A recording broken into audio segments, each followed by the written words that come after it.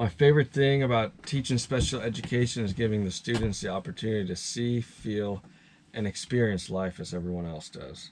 I had students in woodshop, welding, drama, computer, cooking class, really whatever class they wanted. They were supported in these classes mostly, but sometimes they went on their own, and they loved it. They felt human, individual. Their countenance would change as they felt normal and going about school just like everyone else. One day, James was in woodshop class.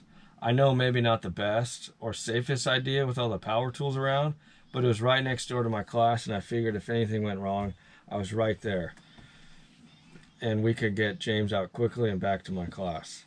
The woodshop teacher was super cool and understood James, so we went for it. Administration was not on board, but at this point, they had just left me alone and let me do my thing.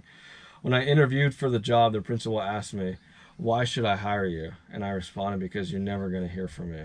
I'll handle my class," and then boom, hired on the spot. Anyhow, James went to woodshop with ease. He was in good spirits, and the goal was for James to be in class for 30 minutes. We started in a woodshop for 1 minute, the next day 2 minutes, and then 3 minutes, etc. James went on a good run with no problems. We were up to day 30 and in class for 29 minutes. Well, on this day, minute 22 hit, and the class was sanding door stoppers. James was given the power sander with assistance, and he started to sand a stopper. The sander is vibrating, it is loud, dust is flying everywhere. Multiple sanders are going on in the room at this time, and the door stopper is starting to change shape with the sanding. But sensory overload. The cue started to take shape, and James can't process it all. Typically, when James takes in too much stimuli, violence ensues. James proceeds to slam the sander onto the table. We try to not react because that will feed his anger, so we model calm hands. Doesn't work. He grabs the sander again and slams it on the table. Battery flies out, and now it's time to put into effect the evacuation plan. James is being guided out of class. His spot was right next to the door for this exact reason. We moved everything out of the way and started guiding him out. However, James has it in his mind that he needs to fix the sander. So he jumps the table and runs to the battery, gets the battery, puts it in the sander. The sander works, and he proceeds to run around the class, chasing the students, trying to sand them. We were jumping tables, moving chairs, dodging the power tools, trying to get James to a safe place. Students are running out of the class to safety. We eventually have James surrounded, and he complies, and we got him back to class and to his desk. Once we got back to his desk, he started to laugh. We were still trying to regulate, and I go up to James and I say, "What's up? How's it going?" James, with his limited speech, models and says, "More?" I laugh and I say, all done, buddy. But what I love about special needs community is they are who they are. There's no fluff, there's no faking, there's no inauthenticity.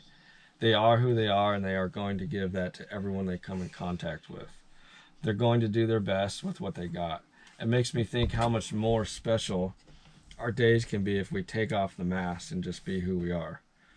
How much time and effort it takes to be someone we are not in fear of how others view us. It's crazy how many masks we can wear each day to be someone we are not. The mask of humor, sarcasm, cool guy, girl, victim, Pollyanny, minimizer, perfectionist. And we use these to protect ourselves rather than vulnerability. If we wear the mask too often or all the time, then we risk not being our authentic selves and risk never being fully known. What an exhausting reality. However, it does not need to be like this. Truth is, God is reminding us every day of the special life with Him when we set our intention each morning. When we wake up, that we're going to walk with Him that day. We have assurance when we let Him know that we have been saved by grace through faith, and this is nothing we have done, but simply a gift from God. God already fully knows us. We don't have to wear masks. Wear this reality and feel the weight freed from your shoulders. This is what God has for us, our authentic selves. Pick up the sander and be yourself.